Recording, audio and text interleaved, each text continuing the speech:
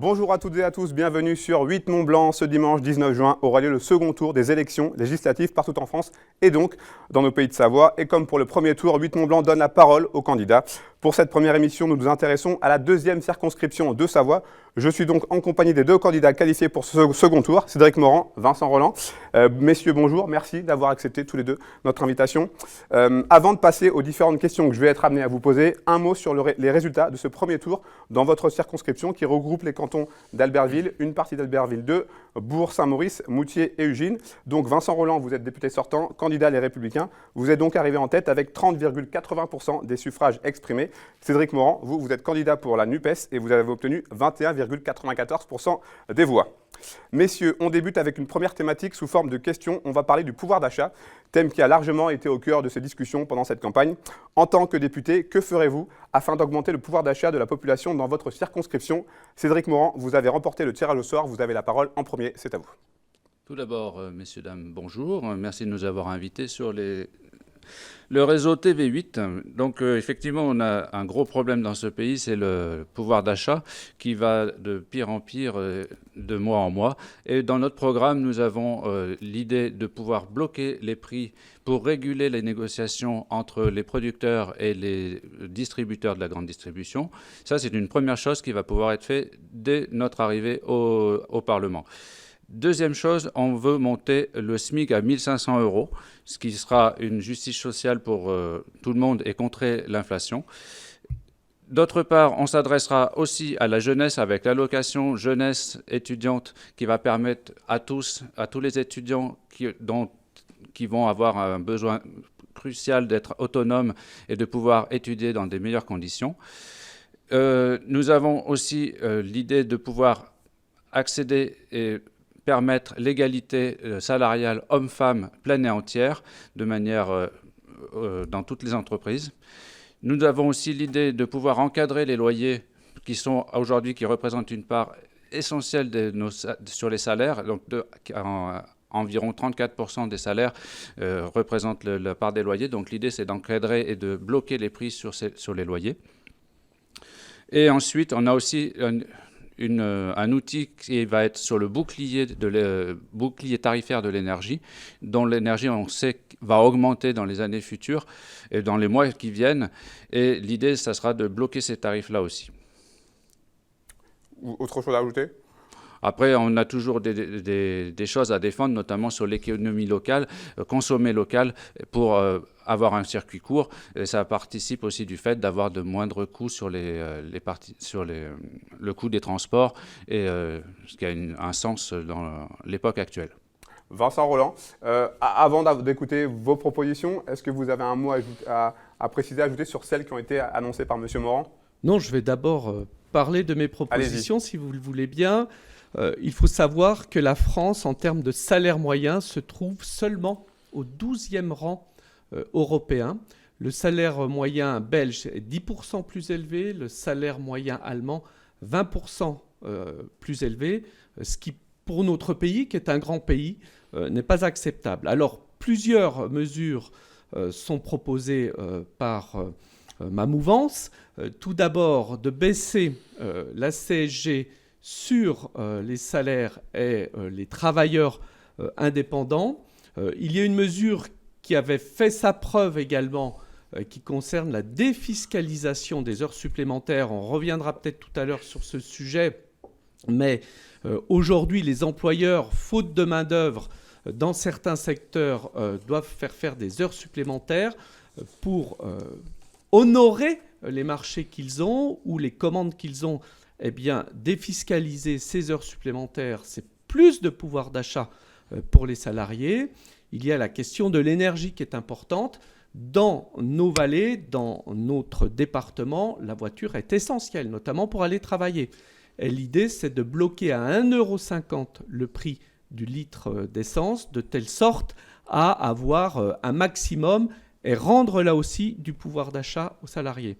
Je voudrais aussi parler de l'indexation des retraites sur l'inflation. Aujourd'hui, on a une inflation qui est proche de 5%. Évidemment, les retraites doivent être relever du même niveau que l'inflation. Et on propose aussi aucune retraite pour une carrière longue et complète en dessous du SMIC. Il y a également, et ça concerne plus spécifiquement les personnes en situation de handicap, la déconjugalisation de l'allocation adulte handicapé. Et peut-être, sans être trop long, nous souhaitons réduire très fortement les droits de succession parce qu'il n'est pas logique qu'au terme d'une carrière, qu'au terme d'une vie, alors que celle-ci s'est construite avec tous les prélèvements que l'on connaît en France, on ne puisse pas transmettre son patrimoine dans de meilleures conditions que ça n'est le cas aujourd'hui. Monsieur Morand ? Oui, bon là, je suis assez content parce que finalement, vous allez prendre votre carte à la NUPES. Blocage des prix du carburant à 1,50 €, c'est formidable. C'est notre proposition depuis les présidentielles. La défiscalisation des heures supplémentaires, c'est encore, comme d'habitude, et rien de nouveau sur votre programme, c'est des cadeaux aux plus riches et aux patrons parce qu'ils n'arrivent... Alors, des cadeaux aux plus riches, aux patrons, cette mesure concerne les salariés et y compris des salariés dans des situations modestes. Alors, vous devriez peut-être travailler un peu plus ce sujet de la défiscalisation des heures supplémentaires, mais elle s'adresse d'abord et surtout pour les salariés. La défiscalisation est ce que vous proposez avec une différence salaire net, salaire brut, c'est-à-dire encore du travail, du salaire différé qui est encore rogné sur le travail des gens. Ce qui devient insupportable, c'est qu'au fur et à mesure, plus vous avancez dans le temps, et plus vous rognez toujours sur les mêmes, et avec des cadeaux fiscaux toujours aux mêmes et aux plus riches. J'ai pas l'impression qu'aujourd'hui les salariés aient bénéficié de beaucoup d'allègements. Et c'est évidemment un point fondamental qui nous différencie. Et je vous rassure, je ne prendrai pas ma carte à la NUPES. D'ailleurs, je ne sais pas ce que c'est exactement NUPES, si ce n'est un conglomérat. La nouvelle Union populaire écologique et sociale. Je ne serai pas adhérent comme vous de LFI, et je ne viens pas de la Ligue communiste révolutionnaire comme cela est votre cas. Mais ceci n'est pas une honte de parler social et de vouloir le bien des gens. Non, mais je rajouterais aussi que la hache, il m'a semblé qu'à l'Assemblée, on l'avait proposé par le biais de notre député François Ruffin, et vous avez voté contre. C'est pas vrai. En tout cas, la majorité a voté contre. Mais je ne suis pas dans la majorité. Et ben, et je vous rappelle, je ne suis pas dans la majorité. Vous défendez un programme libéral. D'accord. Oui, mais on peut avoir des nuances, cher comme partout, nous aussi, on n'est pas des mangeurs d'enfants et on n'est pas de l'extrême gauche. Voilà. Messieurs, on passe. Si, vous êtes de l'extrême gauche et chacun le sait bien. On passe à notre problématique numéro 2, la problématique du climat et de l'environnement, un thème qui nous touche particulièrement en Savoie-Mont-Blanc avec ses nombreuses complexités. En tant que député, quelle serait votre priorité justement en matière climatique ? Vincent Rolland, cette fois-ci, c'est vous qui avez la parole en premier. Une des principales raisons d'émissions de gaz à effet de serre, ce sont nos importations. Puisque notre balance commerciale, comme vous le savez, est très largement déficitaire, nous importons notamment de pays qui n'ont pas du tout les mêmes règles sociales et environnementales, puisque c'est de ce sujet dont nous parlons. Et l'idée que je veux pousser, c'est que dans le périmètre extérieur de l'Europe, il y ait une taxe carbone extrêmement importante pour justement rétablir des bonnes conditions de concurrence et limiter effectivement l'impact des importations sur le climat. Par ailleurs, il faut évidemment trouver et pousser vers des transports alternatifs. Nous proposons de doubler d'ici 2030 le fret ferroviaire. Il faut réintroduire les trains de nuit. C'est un sujet pour lequel je me bats depuis longtemps.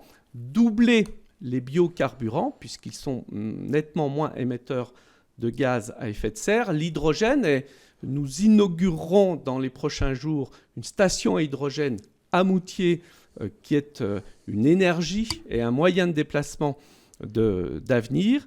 Et puis il y a évidemment la question du logement. Moi j'avais milité pour que l'État accompagne de manière très forte l'isolation thermique, puisque c'est aussi rendre du pouvoir d'achat à nos concitoyens si on dépense moins en matière énergétique. Et c'est, je dirais, une action vertueuse puisqu'elle touche aussi l'environnement. J'avais demandé que cela soit vrai aussi pour les stations de ski et notamment tous les immeubles de résidence secondaire. C'était une manière aussi d'enclencher la réhabilitation et c'est des sujets sur lesquels, si je suis élu, je m'impliquerai d'une manière toute particulière, renforcer les circuits courts et avoir une TVA réduite sur les matériaux qui sont utilisés dans la fabrication et qui proviennent de recyclage. Merci Monsieur Roland. Cédric Morand, votre priorité en matière climatique si vous êtes élu député? Donc, on s'aperçoit de jour en jour et de mois en mois que l'urgence climatique est là et qu'il va falloir prendre les choses à bras le corps. Bon, il me semble que M. Roland n'a voté aucune loi, ou en tout cas n'était présent à aucune loi sur le climat dans ses mandats successifs. Est-ce que monsieur porte un intérêt à la question? Vous vous trompez puisque j'ai rejeté climat et résilience, qui était une loi complètement idéologique. Je me permets de continuer. Alors que le GIEC et les scientifiques de renom pointe le fait que les températures vont monter d'1,5 degré et qu'en particulier dans nos vallées, avec la combinaison de l'altitude et de l'ozone, ça sera jusqu'à 3 degrés. Ce qui va impacter forcément toute l'activité touristique sur nos vallées, et notamment avec la contraction des saisons touristiques, avec la raréfaction de la neige. Donc il va falloir engager dès maintenant des actions sur le climat, et notamment en développant les énergies vertes et décarbonées, avec le développement et la diversité de production d'énergie, en s'appuyant sur l'hydroélectrique et sur le solaire. Et vous êtes favorable au nucléaire, qui est une énergie décarbonée? Vu dans la situation que l'on est, dans la société que l'on est, on ne peut pas de suite estimer qu'on va se séparer du nucléaire, étant donné qu'on a des besoins énormes en termes d'énergie. Mais ça, c'est un débat à mettre au niveau des citoyens et au niveau du Parlement, dans quelle voie on s'organise. Et quand vous me parlez d'hydrogène, vous connaissez le poids énergétique qu'il faut pour faire de l'hydrogène. L'hydrogène ne vient pas de l'air comme ça. Il faut de l'énergie électrique en masse. Donc effectivement, le nucléaire sera le point sur lequel il va falloir s'appuyer pendant un temps, le temps de développer et ne pas se retrouver face à des blackouts dans lesquels déjà on va s'acheminer dans l'hiver prochain par manque d'énergie. Je vois que vous êtes favorable dans votre majorité avec M. Macron et les LR pour le tout nucléaire, ce qui est un non-sens actuellement qui est une hérésie. Je suis désolé parce que de vous l'EPR, nous ne sommes pas favorables au tout nucléaire, mais nous sommes favorables à ce que le nucléaire soit introduit dans ce qu'on appelle le mixte énergétique. Et aujourd'hui, on sait très bien qu'on ne sait pas se passer encore. Et donc vous visez à vouloir développer une énergie que vous ne maîtrisez pas du tout et qui sert uniquement pour vos dogmes libéraux. Et du coup, on se retrouve à construire un EPR qui n'est même pas fini, qui coûte 19 milliards d'euros par an. Et vous voulez encore en construire 8, et tout ça en piochant dans les fonds propres d'EDF. Vous mettez en situation EDF dans un état lamentable au niveau économique, et vous voulez continuer à construire des EPR partout, alors que la technologie n'est pas maîtrisée, et ça coûte une fortune. Avec 19 milliards, la dette d'EDF représente 42 milliards à l'heure actuelle, et vous voulez continuer encore dans l'EPR. Vous voulez installer des éoliennes en Savoie, alors ? Je ne parle pas d'éoliennes, j'ai parlé d'un mix énergétique vert, à savoir les panneaux solaires. On est là, en parenthèse, un des premiers potentiels de France avec la capacité pour pouvoir recevoir des parcs solaires sur toutes nos vallées et en Savoie en particulier, et s'appuyer sur l'hydraulique. Nous avons aussi une capacité agricole qui nous permettrait de faire de la méthanisation. Et ça, c'est aussi une valeur sur laquelle on va s'appuyer. Monsieur Morand. Quelque chose à ajouter, Monsieur Roland? On passe à la troisième partie. On va parler de l'emploi. On a déjà eu l'occasion d'en parler longuement dans nos différents reportages sur notre antenne et lors de l'émission consacrée au premier tour. Les 220 salariés de l'usine Ferropem de Château-Feuillet vont très certainement perdre leur emploi, mais dans votre circonscription, il y a une multitude d'autres entreprises. Si vous êtes élu député ce dimanche, comment pourrez-vous assurer une pérennité au niveau de l'emploi? Cédric Morand. Donc tout d'abord, un petit bilan. Depuis de nombreuses années, la Savoie, et en tout cas la deuxième circonscription de Savoie, a perdu 8000 emplois. Et ce n'est pas le fait d'avoir eu des gauchistes en tant que député ou en tant que maire sur la vallée. C'est quand même 8000 emplois indirects et directs qui ont été perdus. Le Ferropem, le dernier en date, 250 emplois ou 220 emplois suivant les chiffres, ont perdu leur usine le 2 avril. Il y a eu clairement un manque de volonté politique de prendre le problème à bras-le-corps pour défendre cette industrie qui est un fleuron justement qui aurait servi pour le développement du solaire parce qu'il produisait du silicium. D'autant que cette entreprise était rentable, même avec 2 fours. Les études l'ont montré. Donc pour ça, il faut de la volonté politique et être radical dans les faits. Et ce n'est pas en déposant 4 lignes de loi le 8 février, à l'heure de la dernière session parlementaire, dont on sait qu'elle ne sera pas étudiée du tout, alors que ça fait 1 an et demi que ça dure. Bon, il faut modifier la loi Florange et permettre la réquisition des moyens de production par l'État de façon à pouvoir rechercher un repreneur et le mettre en place et garder l'usine sur place. D'autre part, permettre avec la loi la reprise en main par les salariés, comme ça s'est fait à Gemnos avec les Scopti, de telle manière à ce que les salariés puissent reprendre la gestion de l'entreprise en coopérative. Ça, c'est une chose. Ensuite, on doit aussi travailler sur l'accompagnement des entreprises et des grosses entreprises, notamment suivant les besoins dont on va avoir dans les voitures électriques, avec la filière alu. Et il y a des choses qui peuvent se mettre en place et à soutenir pour soutenir l'emploi sur la vallée.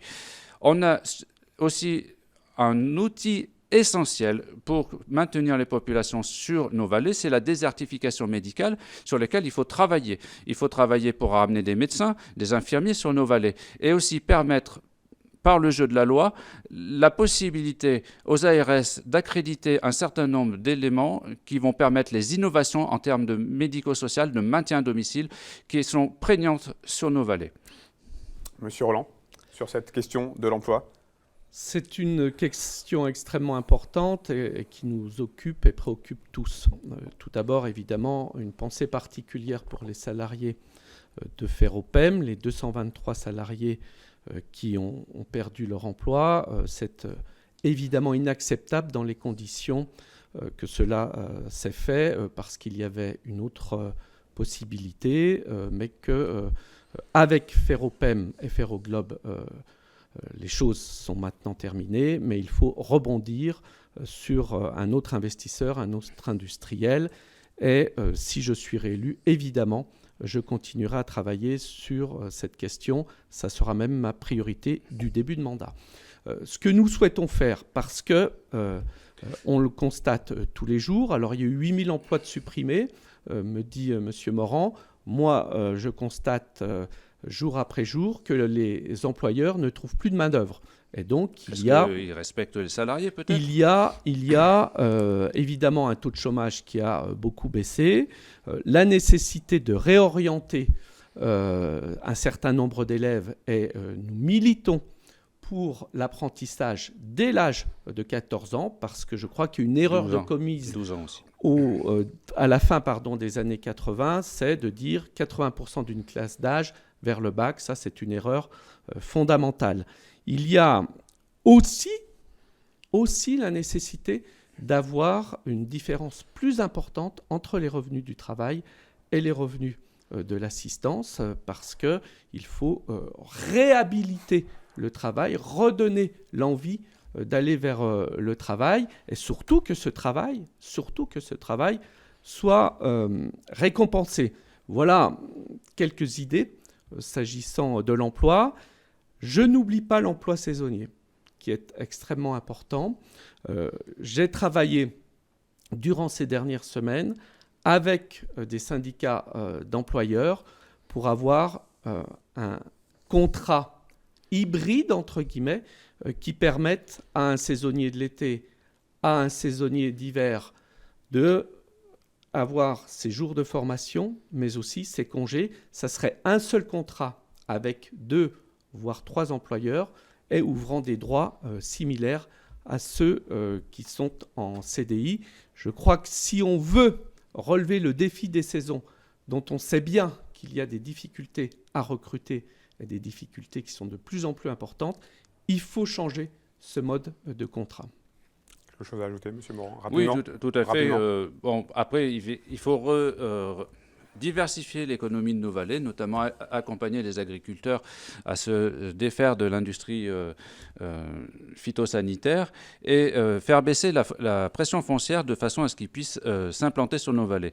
Il faut aussi viser à la diversification professionnelle des saisonniers, et nous visons un statut saisonnier plein et entier, et il faut aussi relocaliser les services publics sur nos vallées, qui sont l'élément majeur et le ciment de notre peuple, à savoir les hôpitaux sur nos vallées, parce que quid de l'hôpital de Moutier, vous n'en parlez pas. Vous avez laissé je vous rappellerai que l'hôpital de Moutier a perdu la maternité en 2001. C'était Madame Aubry avec laquelle vous êtes allié aujourd'hui. Et surtout Monsieur Mélenchon, dont vous vous réclamez, avec qui vous faites campagne. On cherche la proximité des services publics. Monsieur Mélenchon était ministre quand la maternité de Moutier a fermé. Mélenchon, ministre... Bon. Oui, très très rapidement, après on passera à la conclusion. Donc, on fait une conclusion ? Très rapidement sur ce point, et puis on passera à la conclusion. Ah non, mais la conclusion, voilà, c'était l'idée, c'est des services publics de proximité pour sécuriser les personnes sur les vallées. Merci, messieurs. On arrive à la fin de cette émission. Vous avez donc une dernière prise de parole. En guise de conclusion, vous pouvez vous adresser directement à vos électeurs pour cette dernière prise de parole. Monsieur Roland, c'est à vous. Juste dire que je suis le candidat de la sincérité, le candidat enraciné sur le territoire. J'ai toujours privilégié mon pays à mon parti et je me réclame de ce territoire de la 2e circonscription de la Savoie. Je ne veux pas que l'Assemblée nationale soit dirigée par M. Mélenchon et ses amis. Il faut avoir une opposition constructive qui jugera projet de loi après projet de loi l'utilité des textes et surtout la nécessité de ces textes pour la France et aussi l'impact qu'ils auront sur la Savoie. Et de toute façon, si je suis élu, je consulterai toujours mon territoire avant de me décider dans le choix de mon vote. Je crois que l'état de notre pays nécessite aujourd'hui que l'on soit pragmatique et que l'on soit ensemble pour le sortir de l'ornière.